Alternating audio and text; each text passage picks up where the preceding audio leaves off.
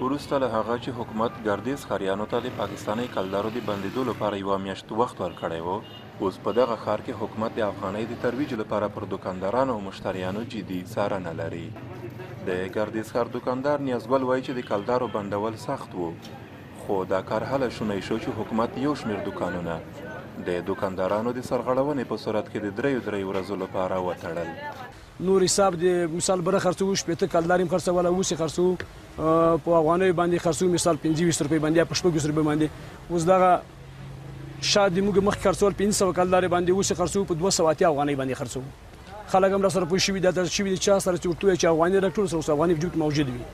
د ډاکټر نجیب الله د حکومت له سقوط وروسته کله چې افغان مهاجرین خپل وطن ته ستنېدل، د یو شمېر نورو ولایتونو ترڅنګ په پکتیا کې هم د پاکستاني کلدارو چلن معمول شو.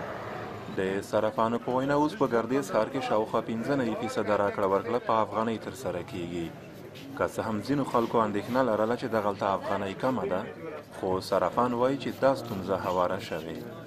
مخکې موږ کله چې موږ افغانۍ دلته اخیسته، افغانۍ کله چې ماشونه مثلا د دولتي کاسې قرارداد ماشونه دلته راوړل، موږ افغانۍ خپله انتقالول کابل ته، یا د بانک له حسابه یا مثلا دغسې موږ انتقالول. خو اوس د افغانۍ ارزه زیات شوی ده، موږ خپله افغانۍ کابل نه دلته راوړو او دلته خلکو باندې مثلا پلورو یا عرضه کوو. ګردیز ښاریان د افغانۍ د ترویج لپاره خوښ دي. دوی له حکومت نه غوښتنه لري چې دا پروسه لا نوره هم ګړندۍ کړي. د پکتیا والي شمیم خان کټوازی د دې مبارزې د لا جدي کولو خبر ورکوي. ما له خلکو سره وعده کړې ده د افغانستان په خاطر، د افغانستان د استقلال په خاطر، د عزت په خاطر باندې چې یا به زه نه یم دلته او یا به کلداره نه وي.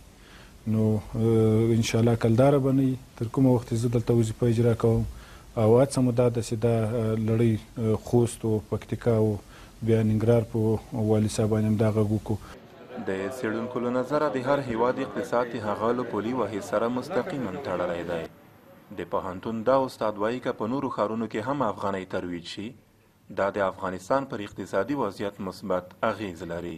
د افغانیو د ترویج نه کول او د نورو پولي واحدونو استفاده د موږ د پیسو ارزښت کموي.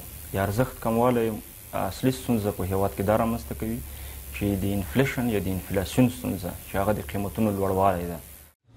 افغان حکومت د افغانۍ د ثبات ساتلو لپاره د ډالرو په خرڅلاو تکیه لري، مګر د څېړونکو په وینا په ورځنۍ راکړه ورکړه کې د بهرنیو اسعارو پر چلیدو بندیز هم د افغانۍ د نرخ په لوړېدو کې ډیره مرسته کوي.